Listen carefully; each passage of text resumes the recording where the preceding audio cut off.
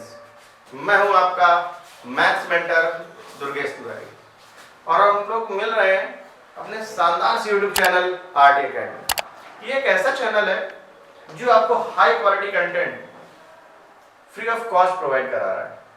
बस आपको करना क्या है, कंटिन्यूटी अपनी बना करके रखनी है, लगातार हमारे साथ जुड़े रहना टिल एंड, जब तक आपका सिलेबस कंप्लीट ना हो जाए।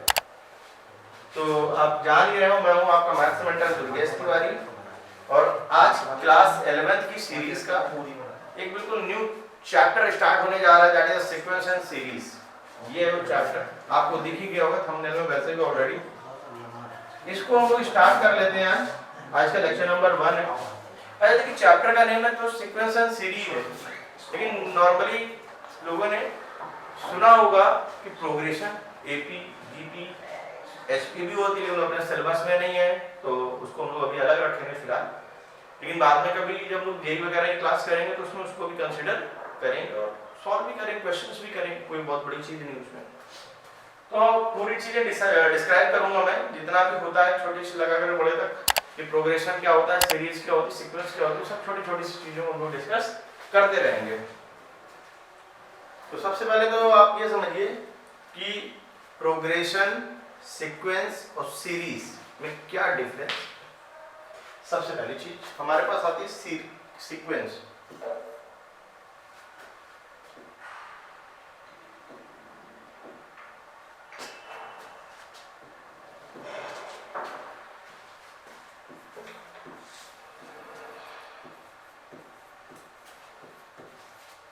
फिर हमारे पास आएगा series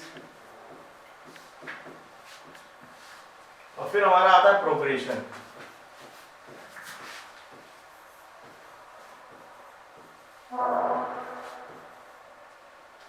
sequence, series and progression, ये तीनों बातें हम लोगों ने देखी। अच्छा, इनके बारे में पता भी तो होना चाहिए भैया ऐसा कहते क्यों है। बस चैप्टर का नेम सीक्वेंस सीरीज, लेकिन पढ़ रहे हैं प्रोग्रेशन, ये क्या बात है, इसके बारे में पता भी तो होना चाहिए ना। तो सारी चीजें डिटेल में पढ़ेंगे हम लोग। आज से आपका सारा कंफ्यूजन दूर होने वाला है। पहले तो ये माइंड में क्वेश्चन आया भी कि नहीं, बहुत लोगों के मन में तो आया भी नहीं होगा ये क्वेश्चन। क्लास में शुरू किया, क्या सर ने शुरू किया, बस आ गया कि हाँ ये प्रोग्रेशन है। आज मैं आपको एक्सप्लेन में बताऊंगा क्या प्रोग्रेशन होता है, क्या सीक्वेंस है, क्या सीरीज है। स्टेप बाय स्टेप इसको सीखते हैं, आगे देखते हैं। तो सबसे पहले देखिए, दिख रहा है आपको सीक्वेंस। सीक्वेंस का मतलब होता है it follow a definite pattern.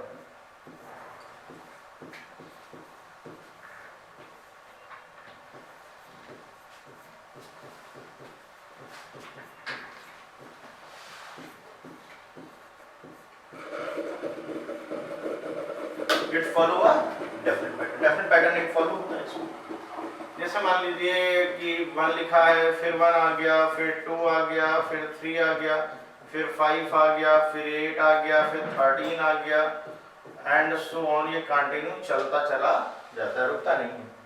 मेरे ख्याल से अगर आप पैटर्न की बात करें तो पैटर्न को तो आप समझ ही पा रहे हो। पैटर्न भी मैंने क्या यूज किया है यहाँ पर, देखिए 1 1 के बाद 1 आया, 1 1 ऐड किया, फिर आ गया 2, 1 2 को ऐड किया तो आ गया 3, 2 3 को ऐड किया आ गया 5, 3 5 को ऐड किया आ गया 8, और यही लगातार चलता चला जा रहा है। यानी कि पैटर्न तो आपको दिख ही गया। अच्छा, सीरीज थोड़ी सी नई है, इसमें क्या होता है इसको भी आपको समझना चाहिए। If term of sequence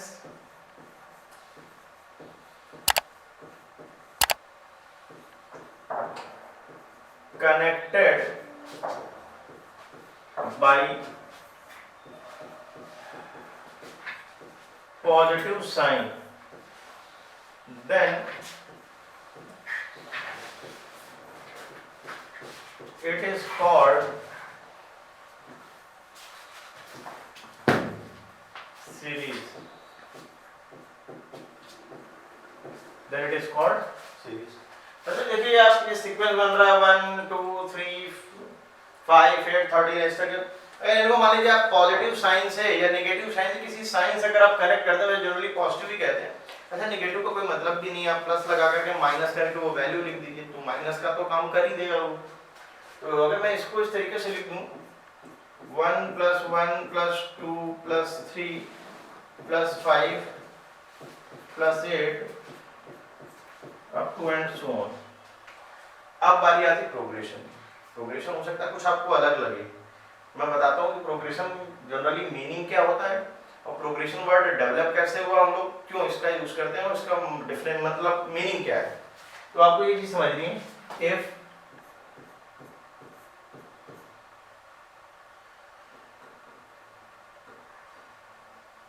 it follow a definite pattern and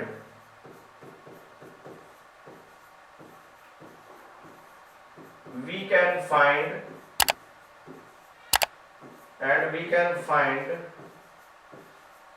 nth term। हम लोग इसमें nth टर्म भी फाइंड कर सकते हैं, ये इंपॉर्टेंट बात है। मतलब कि डेफिनेट पैटर्न तो होगा ही होगा, जैसे सीक्वेंस है, सीक्वेंस मतलब अर्थमेटिक सीक्वेंस में हम लोग nth टर्म भी निकालते हैं, 10th टर्म भी निकालते हैं, 20th टर्म भी निकालते हैं, बहुत सारी चीजें निकालते हैं, वो आप सीक्वेंस में नहीं निकाल पाओगे अगर कोई सीक्वेंस बन रही होगी तो। अगर मैं इसमें किसी बच्चे से पूछूंगी कि 50th टर्म बताओ, आप नहीं निकाल सकते, क्यों? क्योंकि आपको पता ही नहीं, आप इसके लिए पूरा पैटर्न को फॉलो करेंगे, पूरा बनाएंगे। और सीरीज तो मैंने बता ही दिया, कोई इसमें बहुत ज्यादा डिफरेंस होता नहीं, सीक्वेंस और सीरीज में केवल साइन का डिफरेंस आता है। अब मैं बात करता हूँ प्रोग्रेशन की। तो प्रोग्रेशन में अगर मैं आपसे एग्जैक्टली पूछूं कि 50th टर्म क्या होगा, 20th टर्म क्या होगा, 100th टर्म क्या होगा, 1000th टर्म क्या होगा, आप डायरेक्ट आंसर दे सकते हैं, क्योंकि उसके लिए फॉर्मूले हमारे पास जनरेट हो चुके हैं ऑलरेडी। स्टेप बाय स्टेप पढ़ते चलेंगे, सारे फॉर्मूले को हम लोग एनालाइज करेंगे, सारी चीजें डिस्क्राइब करेंगे। तो मेरे ख्याल से अब आपको आज से ये बात क्लियर हो गई होगी, प्रोग्रेशन, सीक्वेंस और सीरीज में डिफरेंस क्या है, और हम लोग को जो डिस्कस करना, जो भी पढ़ना है वो क्या है, हमारा part that is a progression हम लोगों को पढ़ना है। तो चलिए आज से हम लोग स्टार्ट करेंगे arithmetic progression,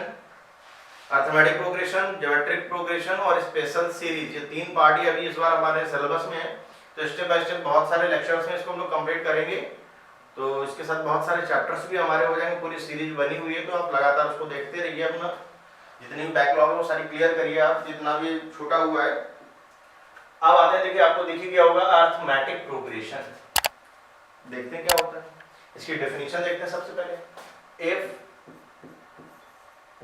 difference between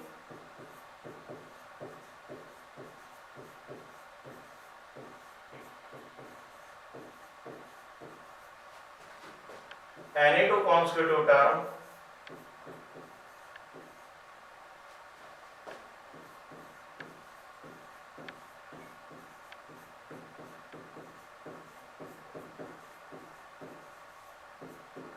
is always same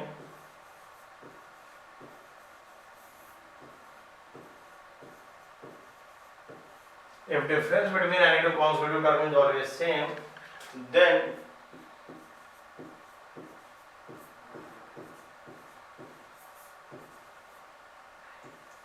progression is called,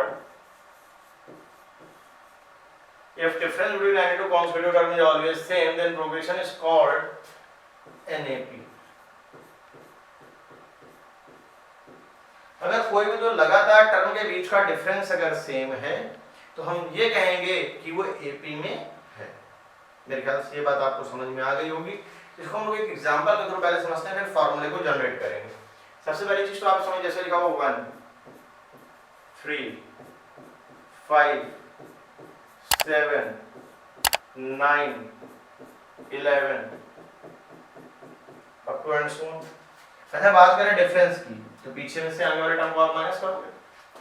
3 - 1 2, 5 - 3 2, 7 - 5 2, 9 - 7 2।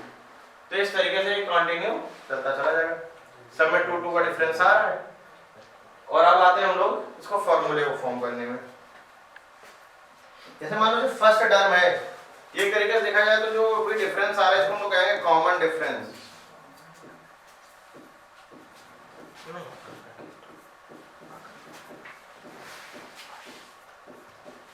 सबसे पहले मान लीजिए आता है ए के बाद फिर आ जाएगा a + d, फिर आ जाएगा a + 2d। अच्छा देखिए मैं क्या कर रहा हूँ, अगर आप ध्यान देखो 1 1 में फिर 2 ऐड हुआ, 3 में 2 ऐड हुआ, 5 में 2 ऐड हुआ, 7 में 2 ऐड हुआ, 9। इस तरीके से पैटर्न फॉलो होता जा रहा, लगातार कंटिन्यू होंगे। अब जैसे मैंने फर्स्ट टर्म लिया ए में अगर आप डी ऐड करोगे तो a प्लस टी, फिर एक डी ऐड किया a प्लस 2d, एक डी और ऐड करें तो a प्लस 3d। तो ये कंटिन्यू चलता तो रहेगा ही रहेगा। हाँ, अगर मैं बात करूं जनरल टर्म की,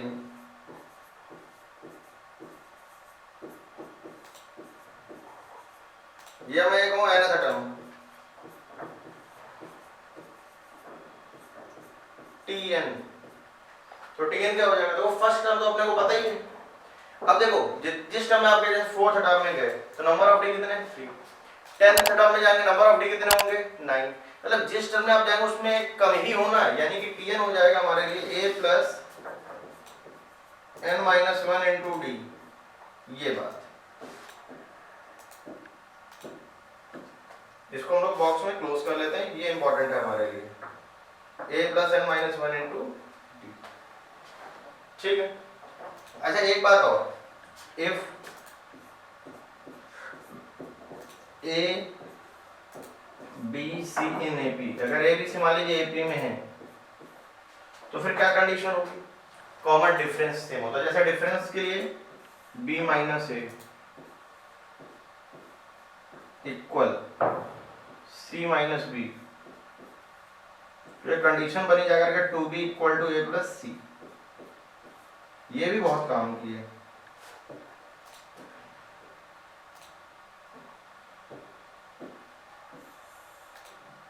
to B equal to A plus C, तो आप two B equal to A plus C को तब यूज करेंगे जब एबीसी आपको 3 टर्म गिवन हो और कहा जाए कि ये 3 टर्म्स आपके एपी में, तो आप यूज करेंगे two B equal to A plus C, पहली चीज। दूसरी बात, अगर मैं बात करूं जनरल टर्म की या कोई पर्टिकुलर टर्म की, आपको जैसे 10th टर्म निकालना है तो a प्लस 90, 20th टर्म निकालना है तो a प्लस 70, इस तरीके से आप उसको कंटिन्यू चलाते रहेंगे। तो मैंने फार्मूला लिख ही दिया है। अच्छा मैं यहाँ पे एक और भी लिख देता हूं, जैसे आपसे कोई कहे T10, तो ये डायरेक्ट आ जाएगा आपका a प्लस 9d। जैसे आ जाए T15, तो आप इसको डायरेक्ट बोलेंगे a प्लस 14d। तो ये आपका कंटिन्यू चलता चला जाएगा। तो मेरे ख्याल से आप इसको समझ पाए होंगे। जितना भी मैंने एपी के बारे में भी फर्स्ट लेक्चर में जितनी नीड थी, जितनी नेसेसिटी थी, वो मैंने सारी कवर अप कर ली है इसमें।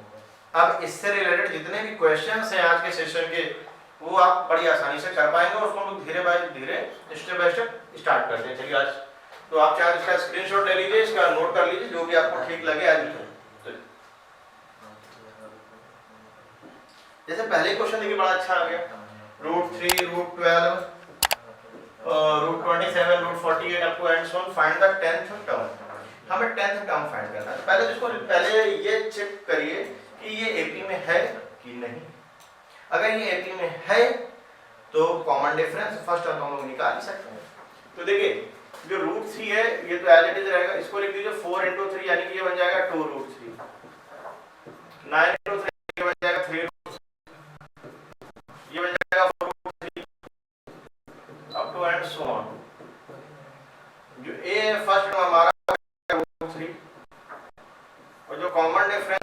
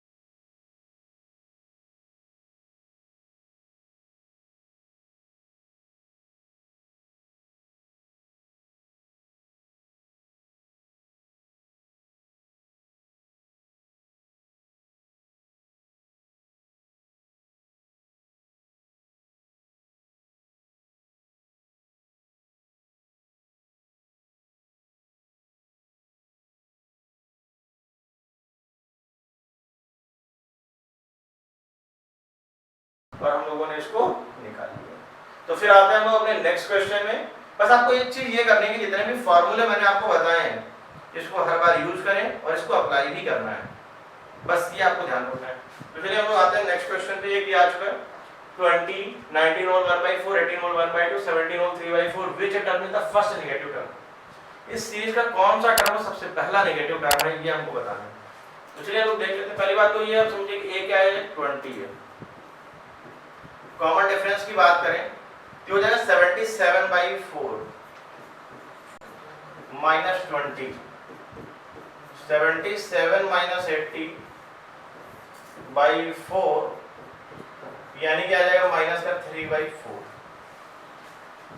तो a आ चुका है, d आ चुका है। अच्छा इसे देख निगेट, जब भी यहाँ पे एक चीज याद रखिए, जब भी कोई पर्टिकुलर टर्म की बात करी जाए, कोई आपसे टर्म पूछा जाए, तो आप वहाँ पे जनरल टर्म ही लेकर के चलेंगे या अनंत टर्म लेकर के चलेंगे या लास्ट टर्म कहेंगे।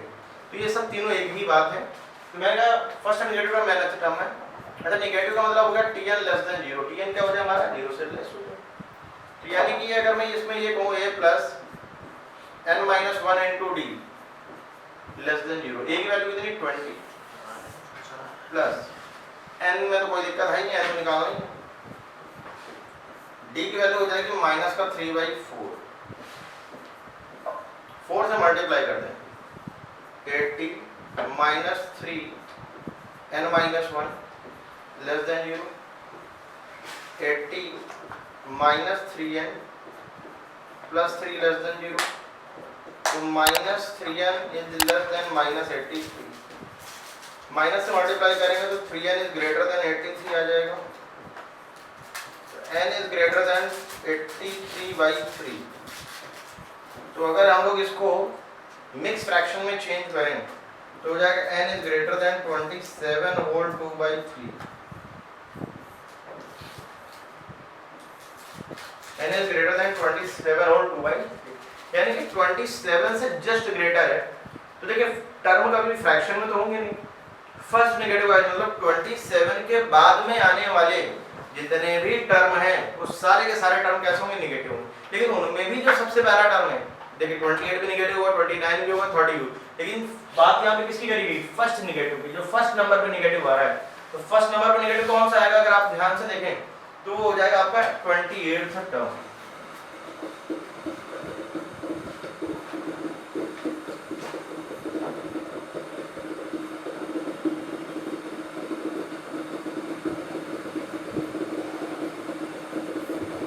बहुत अच्छा क्वेश्चन था, आप इसका स्क्रीनशॉट भी ले सकते हैं। फिर आते हैं हम लोग अपने नेक्स्ट क्वेश्चन पे।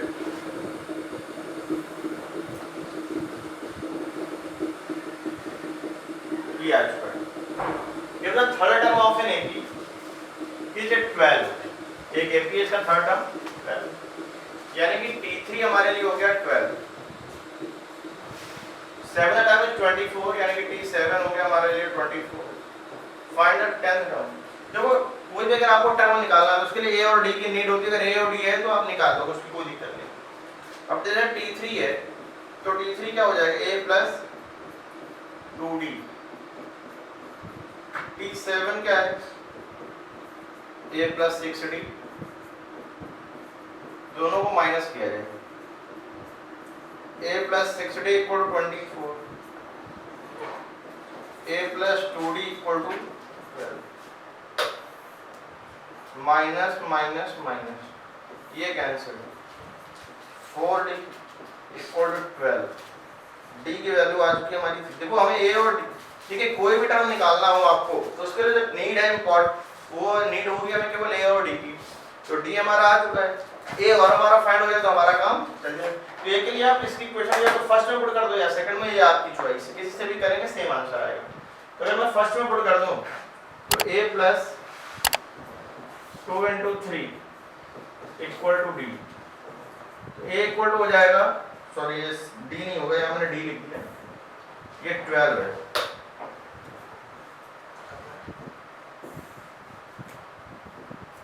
ट्वेल्व माइनस 6 यानी कि a की वैल्यू हमारी आ चुकी है 6 और a भी हमारा आ गया, d भी आ गया। a और d अगर दोनों आ चुके हैं, हमें कौन सा टर्म निकालना है 10। a प्लस 9d, a की वैल्यू है 6 प्लस 9 इंटू d की वैल्यू कितनी 3, 6 प्लस 27 33। तो ये 33 टर्म आ जाएगा हमारा 10th टर्म। तो मैंने बस इसमें किया क्या है, बहुत सिंपल वे से आप इसको कह सकते हैं कि एलिमिनेशन मेथड भी है। मैंने ए और डी की वैल्यू को निकाल लिया है। बस ए और डी की वैल्यू अगर हमारी निकाला ये 30 टर्म हो या 20 है, तो फिर तो कोई भी टर्म हो आप उसको निकाल लेंगे। तो मैंने 10 टर्म निकाल दिया है। तो चलिए एक क्वेश्चन को और देख लेते हैं। x 2x + 1, ये थोड़ा सा अलग आया है, इसको देख लेते हैं। x 2x + 1 and 4x - 1 in a। तो हमें x पहले तो x की वैल्यू निकालनी है और तभी हम लोग फोर्थ टर्म निकाल पाएंगे। फोर्थ टर्म तो बाद की बात है, उसके लिए कोई दिक्कत नहीं है। अच्छा, अभी मैंने थोड़ी देर पहले अगर आपको ध्यान हो बताया था कि ए बी सी अगर ए बी में है आपके, तो हमारे पास जो मेन कंडीशन वो है वो ये है, two B equal to A plus C. ये इंपॉर्टेंट है, इसको क्लोज करके रखिए बॉक्स में।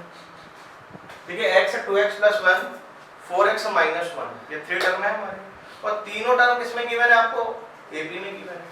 दैट मींस आप इस चीज का यूटिलाइजेशन कर सकते हैं, two B equal to A plus C, इसको आप यूज करिए। देखिए मैंने क्या किया, 2 times of the mid value,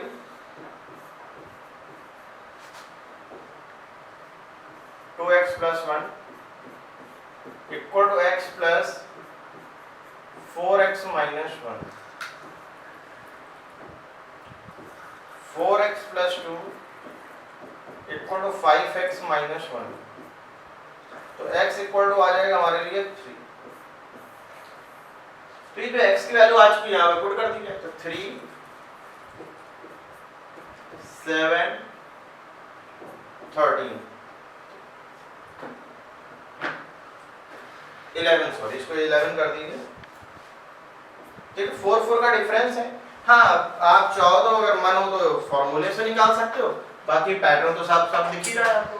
पहले 3 है, फिर 4 ऐड किया 7 आ गया, देन फिर 4 ऐड किया 11 आ गया। तो आप इजी वे में इसका next term as a pattern या गेस करके मेंटल अप्रोच पे अपनी आप इसको बता सकते हैं। तो 3 4 7 4 11 और 4 आ जाएगा 15, यानी कि जो फोर्थ टर्म है हमारा वो आ चुका है 50। तो आप इसको नोट कर लीजिए या स्क्रीनशॉट ले लीजिए। फिर आते हैं हम लोग अपने नेक्स्ट क्वेश्चन पे। इसमें थोड़ा सा ध्यान देने की जरूरत है, कैलकुलेटिव है, टफ तो नहीं कहेंगे, मॉडरेट क्वेश्चन है अगर आप इसको एनालाइज करेंगे सिंपल वे में।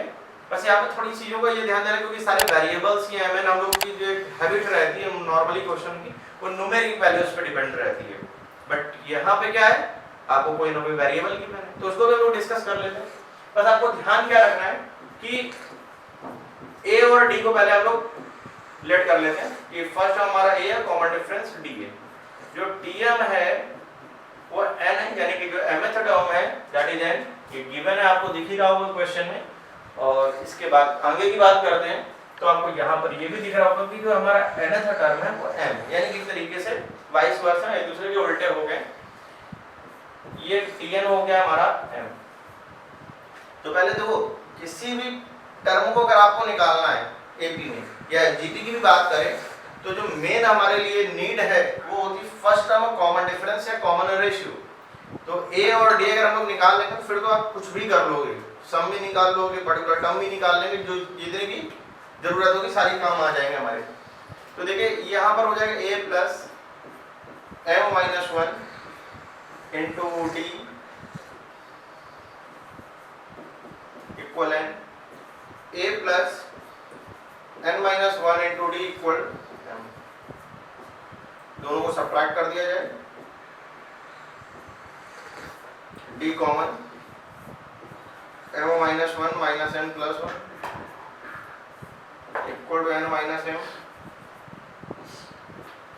d m - n इक्वल,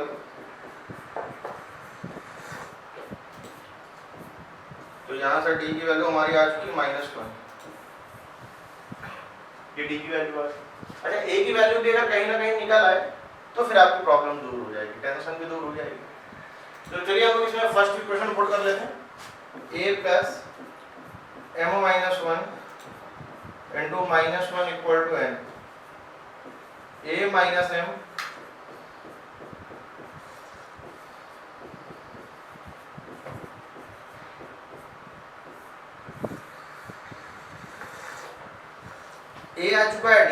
ए और डी की वैल्यू आ चुकी है।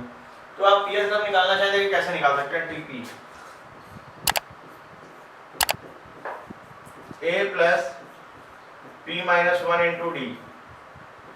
ए की वैल्यू हमको पता है M plus N minus one plus P minus one into minus one,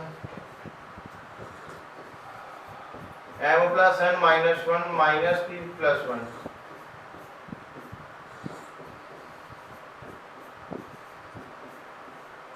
M plus N minus P, ये हमारा पी एस टर्म आ चुका है। अच्छा बात कर लेते हैं एम एन एफ टर्म की। तो टी एम प्लस एन हो जाएगा हमारे लिए A plus M plus N minus one into, तो ए की वैल्यू तो हमारी है M plus N minus one plus M plus N minus one into minus one.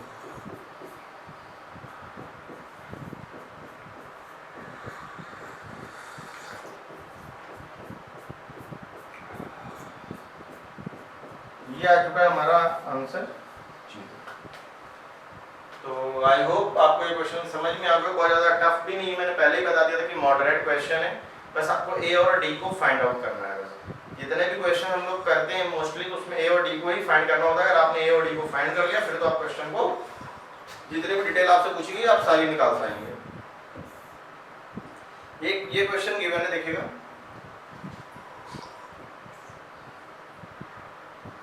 ये हम लोग का लास्ट क्वेश्चन है, फाइंड द आरएच टर्म। हम लोग को आरएच टर्म फाइंड करना है, सम ऑफ हुज एन टर्म्स। देखिए एक तरीके से आप इसको ये समझिए, जैसे मैंने कहा कि सीरीज आपको दिख रही है, ये फर्स्ट टर्म t1 है, ये t2 है, ये t3 है, ये tn है, इसके जस्ट पहले n-1 टर्म है।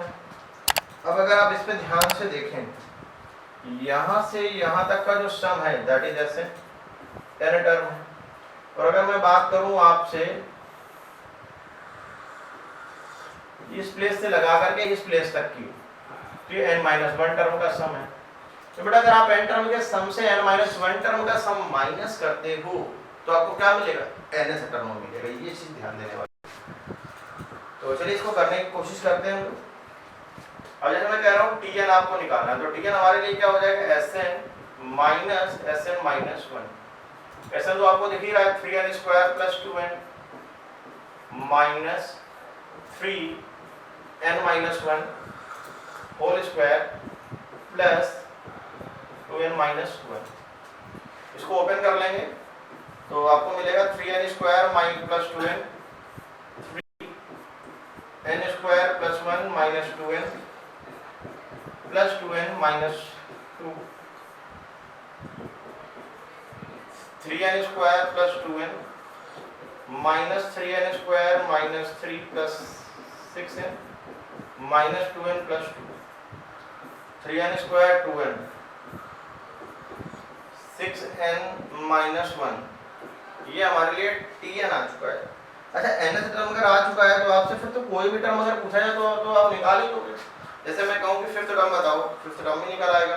अगर मैं कहूँ सेवंथ टर्म बताओ तो सेवंथ टर्म भी निकल आएगा। मतलब आप कोई भी टर्म निकालना चाहें तो अब आप फ्री हैं किसी भी टर्म को निकालने के लिए।